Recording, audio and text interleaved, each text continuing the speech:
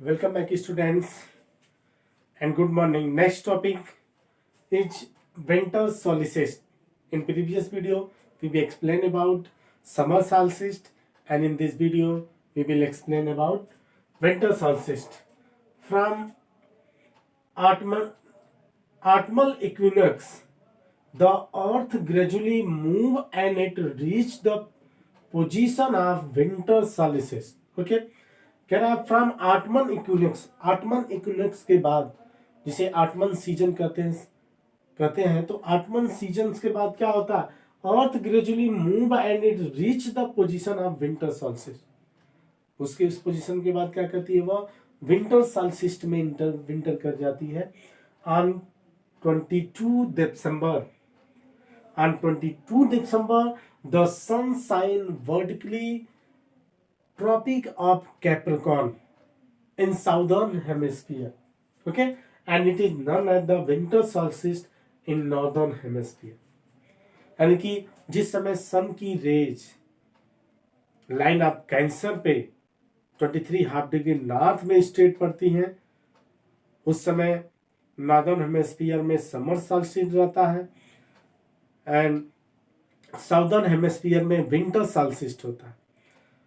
और 22 दिसंबर को जिस समय सन की रेज जो होती हैं वह लाइन ऑफ कैप्रिकॉर्न पे स्ट्रेट पड़ती हैं, उस समय साउदर्न हेमिस्फीयर में summer season and northern hemisphere में विंटर सीजन रहते हैं या विंटर इक्विनोक्स रहता है। ओके, इसीलिए एक क्वेश्चन भी अक्सर उठता है सवाल कि जब 25 दिसंबर, जैसे अमेरिका, इंग्लैंड, यूरोप, ये जो क्रिश्चियन कंट्री हैं मोस्टली, यानी कि अगर देखा जाए तो मोस्टली जो कंट्री हैं वर्ल्ड के और जो लैंड एरिया का मोस्टली पार्ट है, मोस्टली कॉन्टिनेंट है, वह लाइन ऑफ इक्वेटर के नॉर्थ में पड़ते हैं। ओके, तो 25 दिसंबर के आसपास, और America Europe line of cancer के नॉर्थ में पड़ते हैं।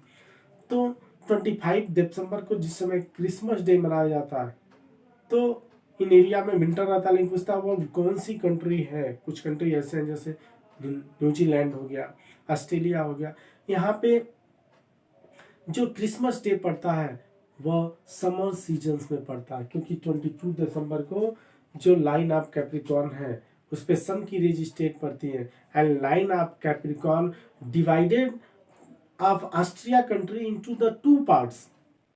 जैसे इंडिया को लाइन ऑफ कैंसर 2 पार्ट्स में डिवाइड करता है, वैसे लाइन ऑफ कैप्रिकॉर्न ऑस्ट्रेलिया को 2 पार्ट्स में डिवाइड करता। और जब सन की रेज वहां पे स्टेट पर, जाहिर सी बात है वहां पे गर्मी का विंटर समर सॉल्स्टिस का सीजन रहता। ओके, तो ये रहा आपका विंटर सॉल्स्टिस, यानी कि सेम है जब 23.5 degree line of cancer north पे जब सन की रेज स्ट्रेट पड़े, उस समय टोटल नॉर्दर्न हेमिस्फीयर में समर सॉल्स्टिस रहता है। और जब 22 दिसंबर को लाइन ऑफ कैप्रिकॉर्न पे सन की रेज स्ट्रेट पड़ती है, यानी कि जब अर्थ अपने साउदर्न या सन अपने साउदर्न हेमिस्फीयर में रहता है, चूंकि सन क्या है, एक फिक्स परमानेंट प्लेस पे फिक्स है, और जो अर्थ है ये भी क्या करते हैं, जो भी प्लैनेट्स हैं वह इसके सराउंडिंग या सैटेलाइट्स हैं वो मूव करते रहते हैं। तो क्या होता है, तो इसीलिए साउदर्न हेमिस्फीयर में उस समय क्या पढ़ते हैं, समर सीजन, समर सॉल्स्टिस रहता है, और नॉर्दर्न हेमिस्फीयर में विंटर सॉल्स्टिस रहता है। अब total summer solstice, winter solstice, फिर ये क्या होते हैं, डे एंड नाइट का जो कंडीशन है, टोटल इस फिगर के स्ट्रक्चर के माध्यम से समझने की कोशिश किया जाए। एक चीज इसके पहले और समझ लेते हैं, आटमन इक्विनोक्स एंड आपका एक है आटमन सीजन है और एक स्प्रिंग सीजन है, यानी कि autumn equinox and spring equinox, जिसे शिशिर ऋतु भी कहा जाता है और साथ ही साथ ये आपका बसंत ऋतु कहा जाता है। तो यानी कि स्टार्टिंग में होता है समर सॉल्स्टिस आने के पहले और विंटर सॉल्स्टिस आने के पहले। ओके, तो देखिए इनको देख लेते हैं। 21 March and 23 September day and night are equal throughout the world.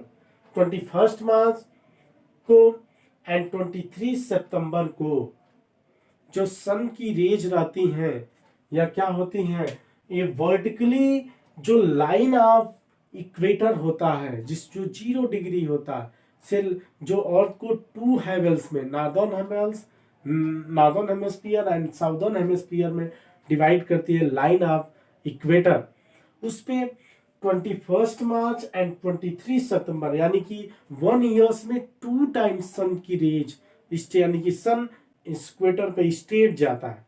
उस समय क्या होता है, जब 21 मार्च को सन इक्वेटर पे स्ट्रेट पड़ता है, उस समय क्या होता है, टोटल ऑल ओवर वर्ल्ड में, टोटल ऑल ओवर अर्थ पे day and night are equal, दिन और रात बराबर होते हैं। ऐसी कंडीशन एक टाइम और आती है 1 ईयर्स में 23 सितंबर को, ठीक है। 23 सितंबर को भी क्या होता है, लाइन ऑफ इक्वेटर पे सन स्ट्रेट पड़ता है क्योंकि वो साउदर्न हेमिस्फीयर में जा रहा होता है, इसीलिए उस समय 22 दिसंबर को लाइन ऑफ कैंसर पे जब स्ट्रेट पड़ता है तो क्या होती है, साउदर्न हेमिस्फीयर में समर सीजन रहता है, समर शासित रहता है, यहाँ पे विंटर शासित रहता है नॉर्दर्न हेमिस्फीयर। तो 21 एंड 23 सितंबर को क्या होते हैं, इस 2 टाइम्स सन 1 ईयर्स में इक्वेटर पे स्ट्रेट आते हैं, इसीलिए टोटल ऑल ओवर वर्ल्ड में डे एंड नाइट इक्वल होते हैं, ये आप लोग याद रखिए। On these 2 dates, both hemispheres are inclined towards the sun, and it is just because of this title that the earth receives sunlight in the varying proportion whole of the year.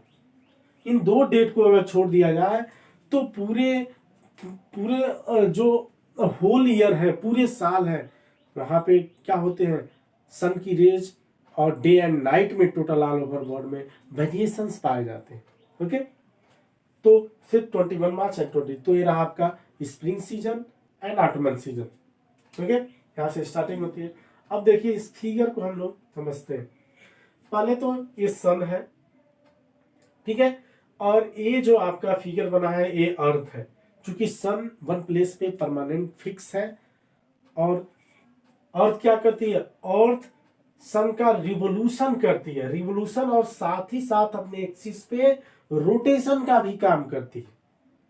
24 hours में अपने आप 1 rotation complete करती है और 365 days and 6 hours में 1 revolution complete करती है। तो रोटेशन एंड रिवोल्यूशन अर्थ का सन के सराउंडिंग अपनी ऑर्बिट में परमानेंट होता रहता है और साथ ही साथ ये जो ऑर्बिट है यह राउंड शेप में नहीं है, यह क्या है, इलिप्टिकल शेप में है, ठीक है, या इस शेप में है। यानी कि यहाँ पे और जितने भी प्लैनेट्स हैं, जो 8 प्लैनेट्स हैं, वो सब क्या करते हैं, इसी सर्किल में इलिप्टिकल प्लेस में ही क्या करते हैं, सन की रिवोल्यूशन करने का काम करते हैं। वो भी वेस्ट टू ईस्ट किया जाता है। ओके, अब देखिए, अब जिसकी बात मैं कर रहा था, सबसे पहले 21 मार्च लिया है। ये 21 मार्च को जो होता है, या जो सन की रेज होती है वह लाइन ऑफ इक्वेटर पे स्ट्रेट पड़ती है। इस समय टोटल ऑल ओवर यानी कि इस पूरे पृथ्वी पे क्या होगा, डे एंड नाइट इक्वल होंगे, बराबर होंगे।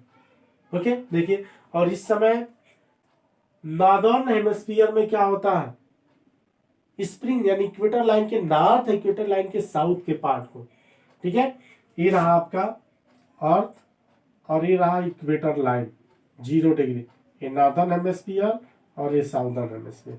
ओके, तो देखिए, तो 21 मार्च को नॉर्दर्न हेमिस्फीयर में स्प्रिंग सीजन रहता है, ओके, एंड साउदर्न हेमिस्फीयर में ऑटमन, यानी कि नॉर्दर्न हेमिस्फीयर में इस समय यानी कि जो अर्थ है, अर्थ अपने नॉर्दर्न हेमिस्फीयर में बैंड होती है, छुपती है। तो यहाँ पे क्या होता है, देखिए 21 मार्च को नॉर्दर्न हेमिस्फीयर में स्प्रिंग सीजन रहता है, यानी कि नॉर्दर्न हेमिस्फीयर में समर सॉल्स्टिस का टाइमिंग अब स्टार्ट होता है, एंड वहीं साउदर्न हेमिस्फीयर में क्या रहता है, ऑटमन सीजन्स रहते हैं, वह 23 सितंबर के बाद, ठीक है, 23 सितंबर यहाँ पे ऑटमन सीजन्स आते हैं नॉर्दर्न हेमिस्फीयर में, और इसके बाद साउदर्न हेमिस्फीयर में क्या आते हैं, ऑटमन सीजन आते हैं, और फिर साउदर्न हेमिस्फीयर जो रहता है वह साउदर्न हेमिस्फीयर में इसके बाद विंटर सॉल्स्टिस का टाइम चलता है। ठीक है, अब देखिए, अब आ जाए 21 जून। 21 जून पे क्या होता है कि जो सन की रेज रहती हैं, सन की rays vertically line of cancer पे जो 23.5 डिग्री नॉर्थ में है, इस पे वर्टिकली पड़ती हैं, स्ट्रेट सीधी पड़ती हैं। इस समय नॉर्दर्न हेमिस्फीयर में समर सॉल्स्टिस का टाइम रहता है, ठीक है, एंड साउदर्न हेमिस्फीयर में विंटर सॉल्स्टिस का टाइम रहता है।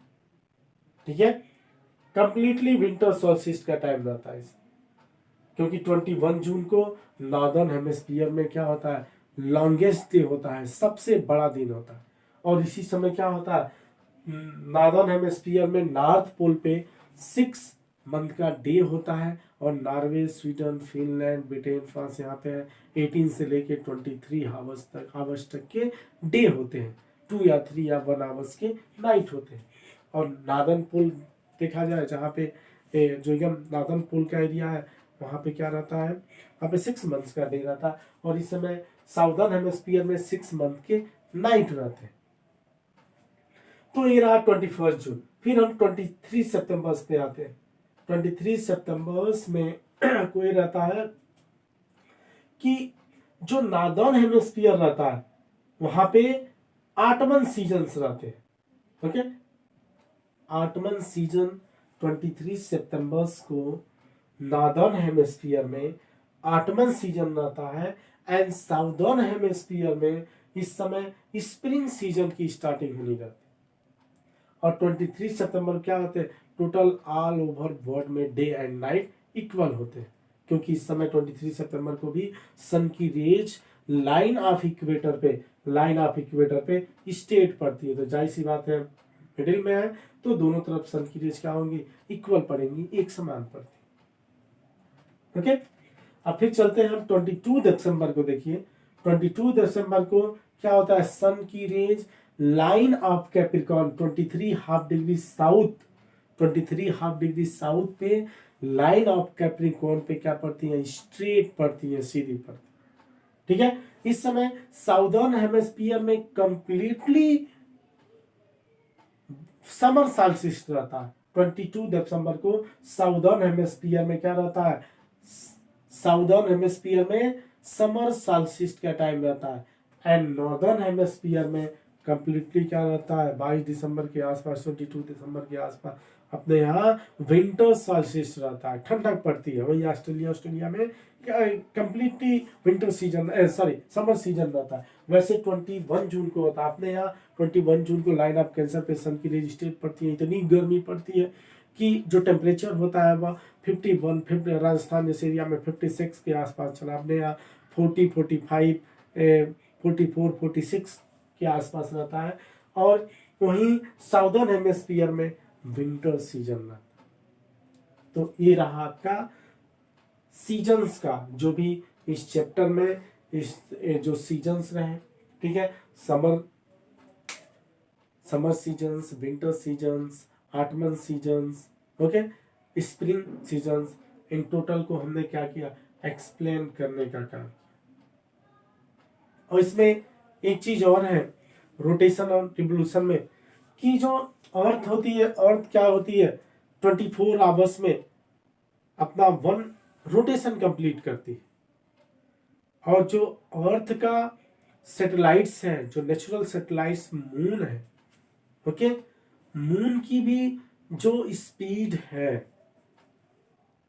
अर्थ के सराउंडिंग रिवोल्यूशन की, यानी जो इसका सैटेलाइट चंद्रमा पृथ्वी का चक्कर लगाता है और पृथ्वी के जो रोटेशन की स्पीड है, यह क्या है, यह सेम है।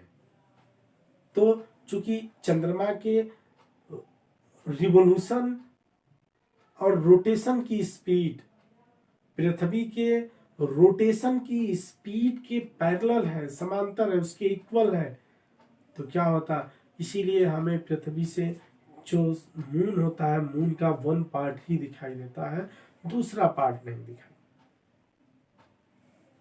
तो ये रहा आपका चैप्टर थर्ड। चैप्टर थर्ड क्या हुआ, कंप्लीट हो गया। इसका हम आप लोगों को क्वेश्चन आंसर और एक्सरसाइज कंप्लीट करके अवेलेबल करा देंगे। Okay, thank you.